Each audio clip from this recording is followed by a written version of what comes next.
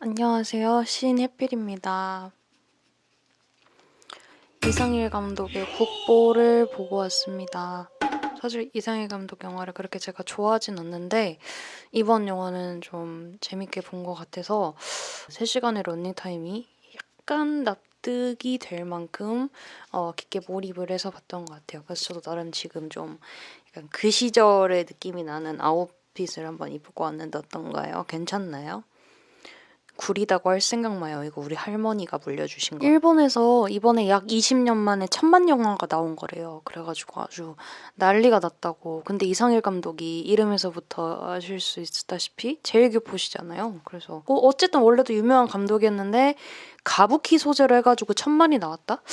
아무래도 제가 생각했을 때는 일본인들이 약간 뭔가 국뽕이 생겨가지고 본 게 아닐까. 그래서 더 평소보다 그런 스코어가 나오지 않았나라고 생각이 들고, 저는 솔직히 이 영화를 이상희 감독 때문도 아니고 천만 영화 때문도 아니고 그냥 그 쿠로카와 소야, 우리 괴물의 미나토 어린이 있잖아요. 그 친구가 언제 이렇게 커가지고 이런 연기도 다 하고. 근데 생각보다 아역 비중이 크진 않더라고요. 그리고 그 요시자와 료라고 하던가요? 그 분이 이제 주연인데, 메인 주연인데, 이상일 감독님이 그 배우분을 캐스팅한 이유로 아름답다. 그리고 뭐라고 했더라? 그의 안이 보이지 않는 듯한 느낌이 뭐 있었는데 그게 본인이 생각한 그 키쿠오랑 되게 잘 맞았다 이렇게 표현을 하시던데, 그게 되게 공감이 됐던 게, 저는 이 배우분을 은혼 실사화 영화로 처음 봤었는데 그때 이 배우가 맡았던 캐릭터가 꽃같이 아름다운 사페거든요. 야, 어디서 저런 아름답고 공허한 큰 눈이 다 있담이라고 생각했는데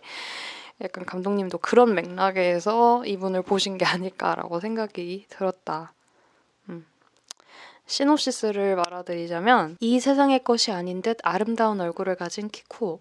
세력 다툼 속에서 아버지를 잃은 그는 간사이 가부키 명문 가문의 당주 하나이 한지로에게 거두어져 가부키 세계로 뛰어든다. 그곳에서 그는 타고난 후계자로 장래가 약속된 한지로의 친아들 슌스케를 만나게 된다. 전혀 다른 피를 이어받은 두 사람. 자라온 환경도 타고난 재능도 다르지만 라이벌로서 서로를 자극하며 청춘을 오롯이 예술에 바친다. 그러나 수많은 만남과 이별이 그들의 운명을 뒤흔드는 거대한 톱니바퀴를 돌리기 시작하는데, 아무도 본 적이 없는 금기의 가부키 세계, 피와 재능, 환희와 절망, 신뢰와 배신, 몸부리치는 처절한 인생의 끝에서 마주한 감동의 눈물과 열광, 무엇을 위해 예술의 세계에 매달리며 격동의 시대를 살아가야 했는가, 그리고 그는 어떻게 세상에 단 하나뿐인 존재 국보가 되었는가. 오늘의 영화도 팟캐스트이다시피 당연히 스포가 와방 결말까지 포함되어 있을 예정이오니 3시간이 러닝타임이라서 조금 부담이 되실 수도 있겠으나 한 번쯤은 보시기를 추천드립니다. 저는 솔직히 말하면 한 번 더 보고 싶다가도 3시간이라는 그것에 못 이겨가지고 지금 망설여지고 있는 상태입니다. 아무튼 이 영화를 보고 이제 바로 찾아보게 된 정보가, 과연 이건 실화 바탕인가? 근데 아니더라고. 이 영화가 실화가 아니더라고요. 유시다 슈이치라는 작가가 쓴 소설이 원작이더라고요. 브루탈리스트급의 충격이었던 것 같고요.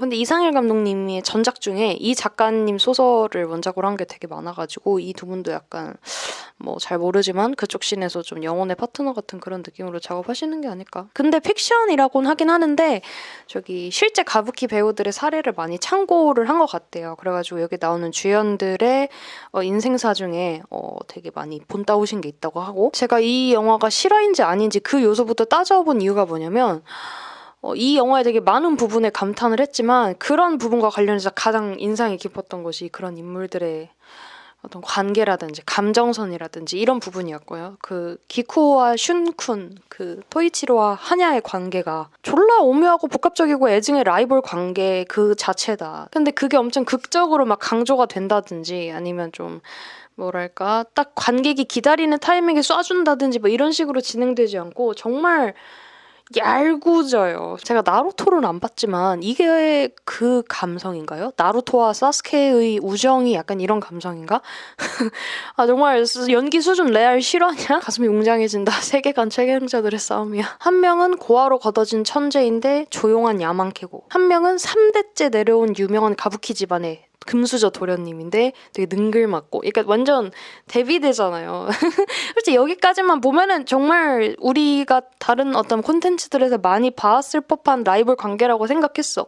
그래서 어렸을 때부터 뭐 자이든 타이든 같이 연습을 하면서 서로가 서로의 라이벌이 되면서 그 과정을 담은 관계를 묘사할 때 가장 놀라웠던 것이 둘이 되게 친해요. 어쨌든 가부키 집안이고 맨날 같이 연습을 하다 보니까 처음에는 뭐 좀 마음에 안 드는 거가 있어도 자연스럽게 뭐 공간 같은 걸 나누다가 친하게 될 거고 막 이런 식으로 되게 깊숙한 부분을 정말 자연스럽게 이어준 게 좋았고 그리고 이제 범인으로서 이런 영화에서 저런 관계면 그냥 무조건 치고받고 싸우고 난리 나지 라고 풀어갈 거라고 생각했던 나의 어떤 그런 걸 되게 깨주었던 것 같아. 그리고 난 그렇게 안 흘러가서 너무 재밌었던 것 같고 더 몰입이 잘 됐던 것 같고 그러니까 이게 어떻게 보면 재능과 피해의 싸움이잖아요. 그리고 굴러들어온 돌이 박힌 돌을 빼는 그런 상황이기도 하고 그래서 보통의 콘텐츠들에서는 기쿠오가 막 자기 재능 믿고 좀 이렇게 막 알랑방구를 끈다든지 아니면 슌스케가 막 엄청 표독하게 변해가지고 질투를 한다든지 그런 씬이 나올 법도 한데 막 그렇게 뻔하게 풀어가지 않았고 하여튼 그렇게 명쾌하게 딱 떨어지지 못하고 되게 질적질적한데 깊은 서로 간의 감정이 고도되니까 빌드업도 탄탄하고 개연성도 자연스럽게 생기는 거예요. 막 우리가 그런 말 있잖아요. 어떤 작가들이 캐릭터를 만들 때 그 캐릭터를 그냥 되게 탄탄하게 설정을 해놓으면 자기가 뭔가 이야기를 어떻게 만들려고 생각하지 않아도 걔네를 배경에 던져놓으면 걔네가 알아서 막 움직이는 것 같다. 막 이런 얘기를 하잖아요.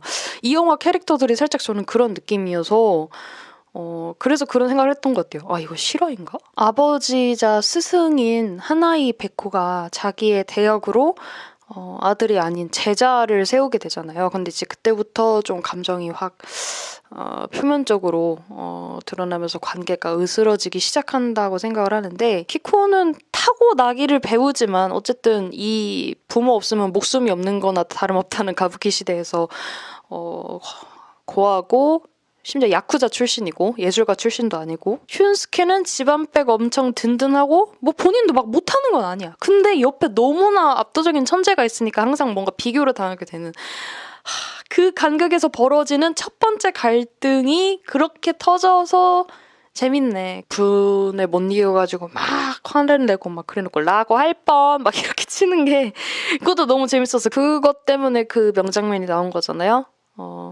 너의 췌장을 먹고 싶어가 아니라 너의 피를 먹고 싶어진 그 씬이 참 절절하죠. 슌스케의 캐릭터를 더 뭔가 굳혀준 연출이라 좋았던 것 같아. 단순히 그냥 그 국보가 될 주인공의 어떤 라이벌이자 시련으로서의 조연으로 남겨두지 않고 그냥 이 캐릭터도 더 매력적으로 보이게 하는 연출. 그리고 또 그 뒤로 이제 슌쿤이 빠지잖아요. 이렇게 도망가니까 이 뒤로는 진짜 기쿠 원탄물로 가나라고 했는데 죽지도 않고 또 와가지고 그렇게 한바탕 또 헤집어 놓고 가는 거지. 그래서 사실 저는 이야기 자체는 그렇게 복잡하지 않다고 느끼긴 했거든요. 사실 뭐 키쿠오가 중심으로 돼 있긴 했지만 어쨌든 이 개혁과 혈연 중심 시스템인 가부키 세계를 그리는 것이 누가 봐도 이해하기 어려울 듯한 구성은 아니었던 것 같아. 대신 그런 감정선의 빌드업을 다루기 위해서 런닝타임이 길어진 것은 있지. 아무튼 그거를 아름답고 세련된 연출로 말아주니까 즐겁긴 하더라고요. 저는 이 영화에 뭐 카메라, 음악, 의상, 연기, 조명, 트랜지션 그냥 다 만족스러웠어요. 전반적으로.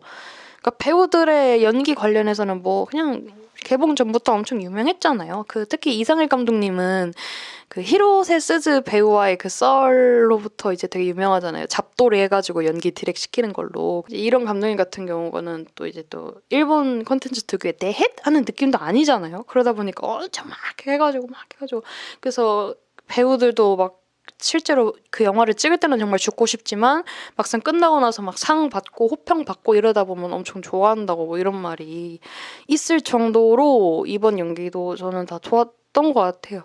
디테일도 엄청 좋았고 주연들 한한 콤비뿐만이 아니고 저는 솔직히 말하면 제일 인상 깊었던 연기들은 저기 와타나베 켄 스승이었던 그 인셉션 아저씨 와타나베 켄 씨랑 이전 국보 1대 국보라고 표현해야 되나요? 그 만키쿠 역의 다나카 민 씨가 진짜 최고였어. 다나카 민 씨는 솔직히 나는 뭐 일본 잘 모르잖아요. 진짜 가부키 배우를 데리고 왔구나라고 생각을 했었어요. 처음에는. 어쨌든 설정 자체가 당대 최고 인간 레전드 인간 국보다 보니까 되게 나이가 드심에도 불구하고 그 온나가타, 그러니까 여성을 연기하는 남자라는 캐릭터의 설정인데도 불구하고 진짜 저 가부키 씬에 있는 사람이 아닐까라는 생각이 들 정도로 이런 뭐 손끝 같은 디테일이 진짜 제일 짜릿했던 순간이 그 만키쿠에게 처음으로 아들이랑 제자를 인사시키잖아요. 근데 그 부분에서 대기실에서 빵 좀 주고 야 잘 가 이러려고 했는데 키코만 따로 불러가지고 이렇게 가까이 오라고.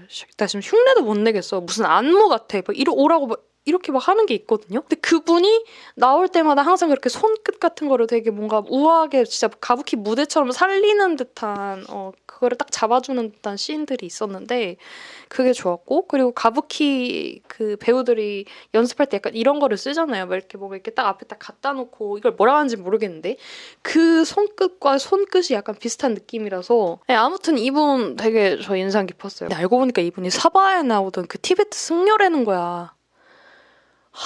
진짜 아무튼 너무 멋진 연기였습니다. 카메라도 엄청 화려하대요. 가부키 무대를 그냥 딱 이렇게 1차원적으로 담는다기보다 감독이 의도하는 바에 따라서 엄청 클로즈업으로 찍기도 하고 이렇게 뭔가 숭 돌기도 하고 막 그러니까 엄청 라인업이 화려하다. 그리고 이제 캐릭터들이 배우다 보니까 무대에서 관객들을 바라보는 시점으로 담는 카메라도 있었는데 그거에 따라서 무대 조명들도 다 좋았고 뭐 무대를 떠나서도 그냥 어떤 색이라든지 빛도 되게 다양하게 그 무드에 맞게 쓰시는데 아름다웠고 음악도 좋았고 전 특히 크레딧이 나오는 엔딩곡을 들으니까 엄청 여운이 짙더라고요.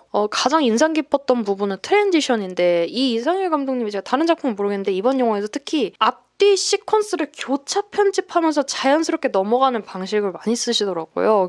그러니까 이제 그 두 장면의 대비라든지 아니면 그게 사실 대비될 게 아니고 비슷한 장면이라면 그 두 장면에서 오는 어떤 의미가 강조된다든지 아름다운 화면이라든지 아무튼 뭔가 그 방식이 저는 좋았어요. 그리고 되게 그런 것 때문에 되게 세련돼 보였고 근데 와중에 또 진짜 갈등이 고조되는 순간에는 트랜지션을 안 하고 그냥 고요하게 페이드아웃으로 다 마무리하는 그런 센스 또 저는 좋더라고요. 의상도 뭐 가부키 무대들 나오다시피 엄청 화려하잖아요. 근데 분장까지 더해지니까 가끔은 좀 무섭기도 하더라고요, 솔직히. 그러니까 솔직히 나는 이 영화 소재가 가부키라고는 하는데 나 진짜 정말 이번엔 아무것도 모르거든요. 그냥 가부키 화장 이 정도만 아는데 이 가부키 문화가 지금까지 내려오고 있는 거겠죠? 그 작중에서도 가장 최근 배경이 2014년이었으니까. 근데 그냥 솔직히 제 감상을 얘기해보자면 막 일본인들이 뭐 가부키라고 해서 이 영화 많이 보고 막 이랬을 텐데 이거 되게 신비롭고 거룩하긴 하거든요. 잘 모르는 입장에서 봐서 되게 뭔가 멋있네라는 생각이 들지만 한편으로 기괴하다는 생각이 계속 들어. 일단 완전 알못 입장으로 봤을 때 이 장르에 대한 인상이 감정을 엄청 응축한 채로 근데 표현은 절제하는 절규 같다는 생각이 들거든요. 그러니까 소리 없는 암호성의 느낌이 아닐까라는 생각이 들어요. 그거를 위해서 계속 막 수년 세월 동안 노력해야 되고 막 목소리도 막 이렇게 내야 되고 그래서 초반에도 정말 혼란스러웠어. 막 특히 그 저기 어린 아역들이 이렇게 저기 조직원들 앞에서 신년이었는데 막 이렇게 하잖아요. 그냥 공연처럼 조그맣게 하긴 하지만 그걸 보고 이제 스승이 감탄하면서 야 엄청 막 잘하는 것 같습니다 이렇게 하는데 난 진짜 그게 이해가 안 되는 거야. 저게 잘하는 건가? 그래서 나는 저기 조직 폭력배 아들이니까 그냥 잘한다고 해주는가 보더라고 했는데 그리고 나서 이제 만기쿠의 연기 같은 거를 보고 이제 또 키쿠가 막 벅차서 막 이러는데 왜 울지?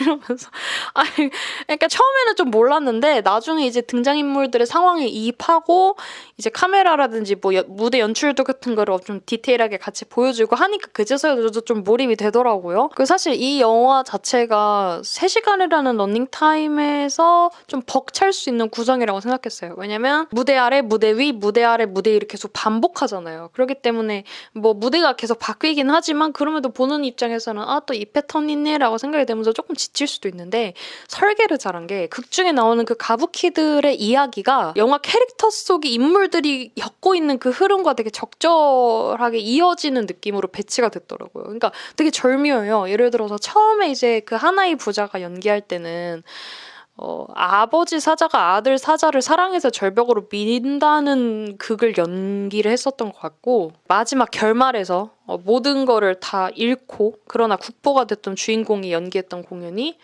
어떤 백로가 인간을 사랑해서 자기도 인간이 됐는데 결국 사랑을 이루지 못하고 죽을 때까지 춤만 추다가 갔다 뭐 이런 이야기를 막 펼치더라고. 근데 그런 거를 보면은 이제 조금 우리가 더 뭔가 이 캐릭터들의 삶을 더 곱씹어보면서 이해할 수 있을 법한 그런 장치인 것 같아서 좋았던 것 같아서 중간중간 그런 설명을 놓치면 안 될 것 같더라고요. 어느 순간부터 그 생각이 들어서 처음에 그냥 시큰둥하게 보다가 이거 놓치면 안 될 것 같은데 이러면서 엄청 정신 차리고 왔던 것 같아. 네, 그래가지고 갈수록 이제 자연스럽게 그 가부키 무대에도 몰입을 할 수 있었던 것 같고 영화도 이제 극중으로 갈수록 더욱더 무대를 되게 타이트하고 더 섬세하게 잡아주기 때문에 그게 감독의 의도한 바가 아닐까 싶기도 했어요. 가부키 모르는 인간들아 이런 맛으로 일단 보거라 이렇게 하신 건가 싶기도 했어요.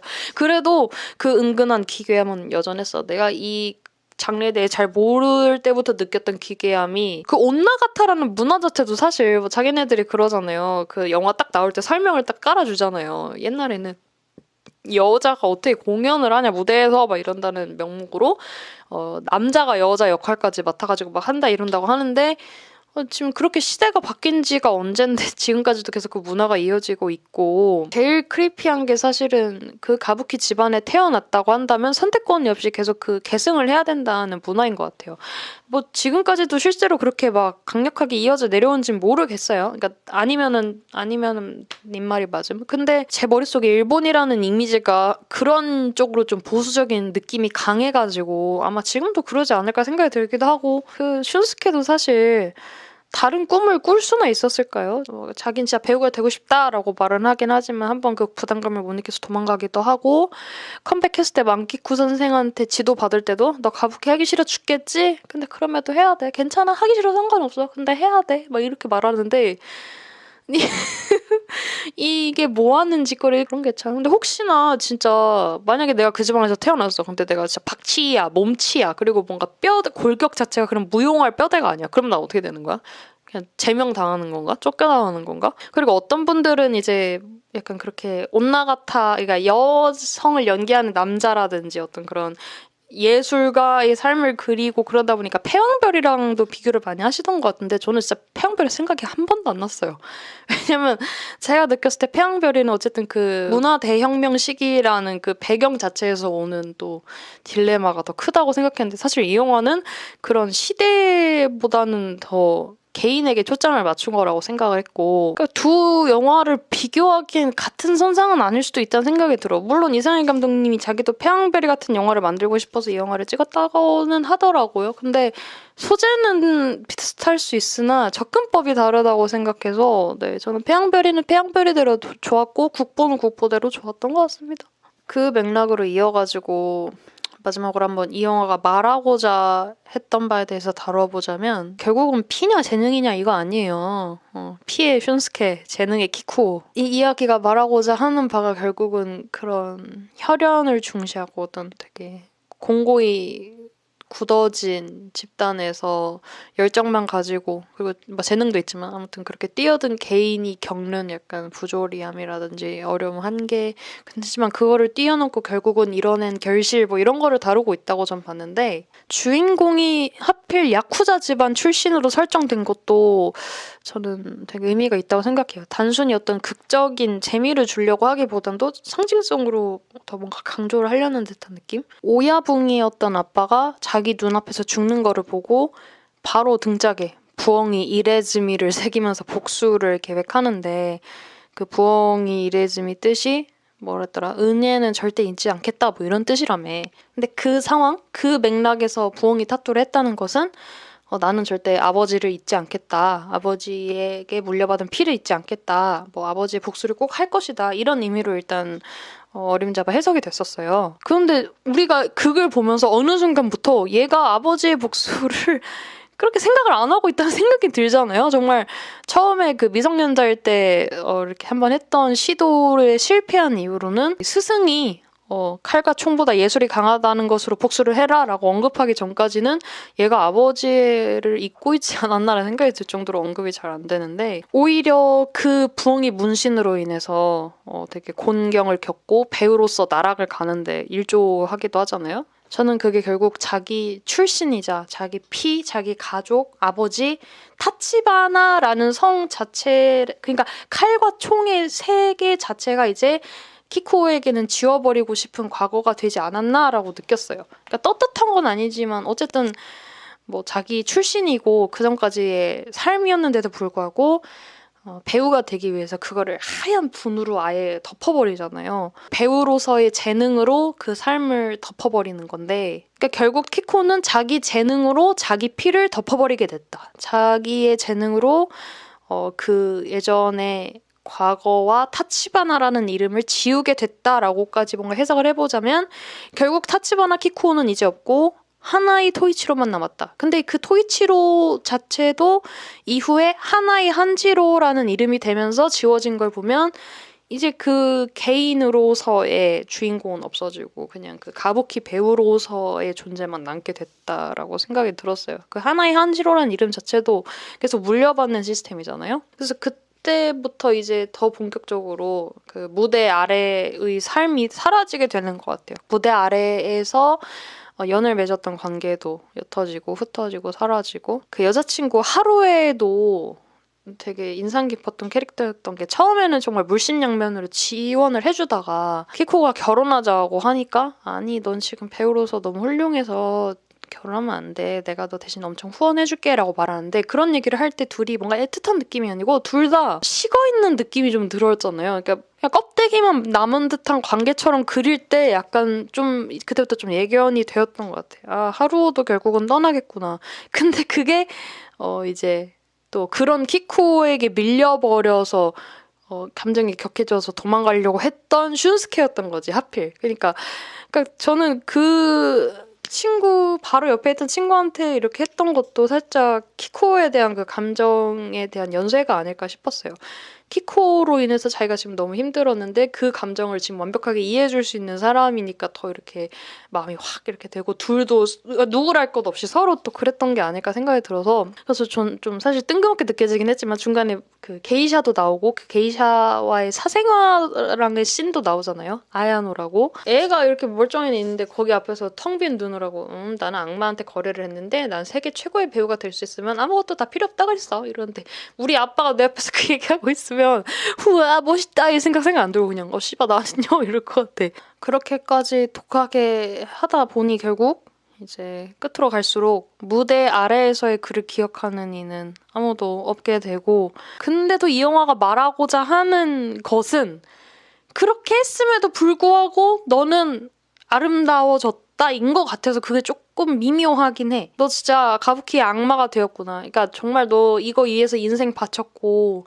헌신했고 그거 진짜 인간으로서 좀 다시 생각해봐야 되지 않을까 싶긴 하지만 그래도 너 잘했긴 했어. 이런 식으로 말하는 것 같거든요. 그걸 이제 아야노가 대사로 말을 해주잖아요. 결국 진짜 남들이 다 안 될 거라고 했고 절대 뚫을 수 없을 벽 같았으나 결국 갖은 억가를 다 뿌리치고 이겨냈으니 너는 최고가 되었어. 비록 아무도 너의 곁에 없지만 최고가 되긴 했음. 오키 이렇게 한 타케노였나 그 공연 후원사 직원이 처음엔 좀 재수없게 나오잖아요. 괜히 막 야 너 그렇게 열심히 해봤자 이 가부키 다 그냥 저기 가족 사업이야. 너 그러다 버려줘 이래가지고 키쿠가 빡쳐가지고 막 주먹 날리고 그러는데 그래서 그때부터 나도 타케노 싫었거든. 갈수록 타케노밖에 내 감정을 의지할 사람이 없어져. 그 사람 대사 중에 저기 슌스케가 죽기 직전까지 무대에서 막 공연하는 씬이 있는데 그거 보면서 백스테이지에서 어찌 이렇게 살 수가 있어 뭐 이렇게 말하는 게 있는데 그게 너무 내 마음이야. 어떻게 저렇게 살 수가 있지? 뭐 에? 그러니까요. 슌스케 너 진짜 너도 참 너다. 저는 키쿠만큼 슌스케도 매력적이었고 좋았던 게 가부키를 해서 인생이 한번 무너져 내렸으나 결국 다시 또 가부키로 돌아오는 이게 정말 난 그것도 너무 기괴한 게 자기가 그렇게 다 겪어놓고서 어떻게 또 아들에게 가부키를 시킬 생각을 했지? 걸음마 걸을 때 뭐 몸짓이 예사롭지 않았나? 그러니까 뭐 결국 경제적으로는 이렇게 할 수가 없으니 결국 뭐 어쩔 수 없는 선택이었겠죠. 근데 저는 그 슌스케네 집안 이야기도 재밌었던 것이 아버지가 맨날 해주는 말이 있었잖아요. 그러니까 너는 배우로서의 피가 지켜줄 거야. 아자스 뭐 이렇게 하는데 그게 사실 슌스케 입장에서는 조금 좀 안 좋은 얘기처럼 들릴 수 있었던 것 같아. 야, 너는 배우인데 타고나길 천생 배우야. 너 진짜 존나 잘하니까 자신감 가져. 화이팅! 이게 아니고 배우로서의 피가 지켜줄 거야. 이렇게 말하는 게 너 조금 부족한데 그래도 우리 집안 사람이니까 뭐 결국 무대 서면 잘할 거야. 이렇게 들리지 않았어요. 사실 그 배우의 피라는 것도 어떻게 보면 사실 이 영화에서 좀 저주처럼 묘사되지 않았어요? 그러니까 실제로 그게 영화에서 드러나는 순간도 이 부자가 둘 다 당뇨로 세상을 떠나잖아요. 근데 당뇨가 유전 아닌가요? 그래서 우리 가부키 하면 안 되는 피 아니요? 아빠는 그걸로 눈을 잃고 아들은 그걸로 다리를 잃었지만은 그럼에도 불구하고 계속 그 집안에 태어났으니 그걸 해야 된다는 게 그러니까 슌스케가 정말 배우가 되고 싶어 했기 때문에 망정이지. 진짜 배우 적성에도 안 맞았으면 어쩔 뻔봤어. 그럼 진짜 그거는 거의 유전되는 거지. 그렇게 해서 결국 주인공 키코의 마지막이 어땠느냐. 그가 마지막으로 연기했던 백로 아가씨 연출을 보면은 또 이제 짐작을 할 수가 있잖아요. 아까 제가 줄거리 잠깐 말씀드렸다시피 죽을 때까지 춤을 춘다. 춤추면서 죽는다. 그 무대 연출을 보면 백로 아가씨가 처음에는 흰색 옷을 입고 이렇게 팔랑팔랑 춤추다가 어느 순간으로부터 의상을 붉은색으로 딱 전환함부터 박자도 바뀌고 좀 무대가 확 밝아지고 이렇게 되거든요. 근데 저는 그 씬이 괜히 초반에 키코 아빠가 죽던 씬이랑 겹쳐 보이더라고요. 그 하얀색 의상이 붉은색으로 바뀌어서 그런 건지 뭐 모르겠는데 근데 그 이야기의 마무리에는 결국 또 다시 흰색 옷을 입은 백로가 팔랑팔랑팔랑 춤을 추고 눈인지 벚꽃인지 모를 것을 맞다가 엎어져서 눈을 감는 듯한 구성이란 말이에요. 저는 그게 키코이자 토이치로이자 이제 국보가 된 하나이 한지로의 마지막을 보여주고 있는 게 아닐까라고 생각했어요. 발에서 이루긴 했지만 남는 것은 없는. 그리고 저는 그게 어떻게 보면 만키쿠의 삶이지 않을까라고 생각도 들었던 것 같아요. 만키쿠도 국보라고 했지만 은퇴해가지고 보면 되게 뭔가 허름한 집에서 혼자 이렇게 이불 덮고 누워가지고 살고 그 와중에서도 막 후배 불러다가 이렇게 막 춤춰봐 이러면서 막 하잖아요. 그러니까 죽을 때까지 그 사람도 그렇게 하는 것처럼 키쿠도 그렇게 살다 가지 않을까요? 그래서 여러 명장면이 많지만 개인적으로 가장 기억에 남았던 거는 그 부분 같아요. 백호 스승이 무대에서 피를 토하던 시퀀스. 그때 상황이 이제 당뇨로 눈이 안 보이는데도 불구하고 연기를 하겠다. 그리고 나는 하나의 한지로에서 백호가 되겠다라고 우겨가지고 그 이름 세습 기념 공연을 펼치는 상황이었는데 이름은 물려줬으나 그 죽음의 순간이 찾아오고야 만 것이죠. 무대 오프닝에 후원자들에게 감사 인사를 올리는 와중에 피를 토해버리는데 그렇게 사경을 헤매는 동안 집을 나가서 자기가 이름을 물려주지 못했던 슌스케의 이름을 계속 외치는 거죠. 슌스케. 그 전까지는 그 캐릭터가 딱히 막 아들에 대한 그런 거를 내비치지 않았고 계속 뭔가 정말 칼 같던 배우로서 선배로서의 그걸 엄청 고수했던 인물이었는데 이렇게 뭔가 이성이 흔들리고 하는 순간에서 슌스케를 하염없이 부르짖는 걸 보면서 키쿠오도 그 전까지만 해도 직전까지만 해도 결국은 자기가 이 말도 안 되는 씬에서 재능으로서 온전히 한지로라는 이름을 얻었다라는 살짝의 뿌듯함이 느껴지고 들뜸이 느껴졌었는데 그가 슌스케의 이름을 부르는 순간부터 잔뜩 얼어붙어가지고 죄송합니다만을 반복할 수밖에 없었던 그 씬이 내 기억에 남는 것 같아요. 개인으로서의 또는 예술가로서의 한계라든지 막연함이 되게 가득한 그리고 그거를 이제 멀리서 바라보고 있는 만키쿠. 난 진짜 만키쿠가 실스틸러 같아. 영화가 말하고자 했던 어떤 그렇게 피에 대한 한계, 부조리함 그런 거를 되게 잘 담은 씬이 아닐까라고 생각을 했고요. 감독이 제일 교포라서 이런 이야기가 더 한편으로 돋보이지 않을까 생각해요. 제가 사실 잘 모르지만 일본에서는 제일 교포에 대한 대우가 좀 안 좋다고들 하더라고요. 그러니까 지금은 좀 나아졌을지 모르겠는데 예전에는 진짜 심했다고 했던 것 같아서 본인도 본인의 역사와 그에 대한 감정과 경험을 여기 녹여내려고 하시지 않았을까요? 의도하시지 않더라도 자연스럽게 그냥 이야기를 짓다 보니 또 나오시지 않았을까 싶을 정도로 그런 어떤 혈연, 출신, 그런 어떤 집단주의 그런 것에 대한 울분이 녹아져 내려오지 않았을까 싶고요. 이제 그래서 마지막으로 한번 길게도 말했다. 시네필의 질문 코너를 하면서 마치도록 하겠습니다. 제가 좀 그나마 괜히 찝어보는 아쉬운 부분이기도 했었던 건데 몇 년이 지난 시점을 그릴 때 약간 어쩔 수 없이 끊기는 감이 있잖아요. 뭐 그건 어느 영화나 다 그러겠지만 근데 그 부분에서 제가 아마 놓쳤던 것 같은데 가부키기에서 이제 약간 쫓겨나듯이 해가지고 지방 공연 순회하면서 페인처럼 사는 키쿠오를 만키쿠가 다시 부르잖아요. 그래가지고 만키쿠 앞에서 춤춘 이후로 다시 복귀해서 한한 콤비도 되고 막 이렇게 하는데 그 흐름이 너무 좀 갑작스러웠어. 다른 장면들에 비해서 좀 갑자기 이렇게 순식간에 뭐 이런 느낌? 계속 눈에 밟히던 키코를 불러다가 마지막으로 이렇게 백을 써준 건지 뭐 그거에 대한 그게 조금 우리가 키쿠가 무너지지 않을 거라는 건 알고 있잖아요. 영화 제목이 국보니까 뭐 국보가 되면서 끝나겠지. 근데 그 어떤 마지막 터닝 포인트가 본인의 스스로 결국 끝까지 그게 아니고 마지막까지 선배의 도움, 백 이런 걸로 다시 가니까 조금 허무하면서 인정하기 싫은 것 같기도 해. 그러니까 내가 사실 제대로 이해하는 게 맞는 것 같을 수도 있는데 아니었으면 좋겠어서 혹시 뭔가 놓친 게 있을까 봐 한번 여쭤봅니다. 그랬다. 안녕. 쏙.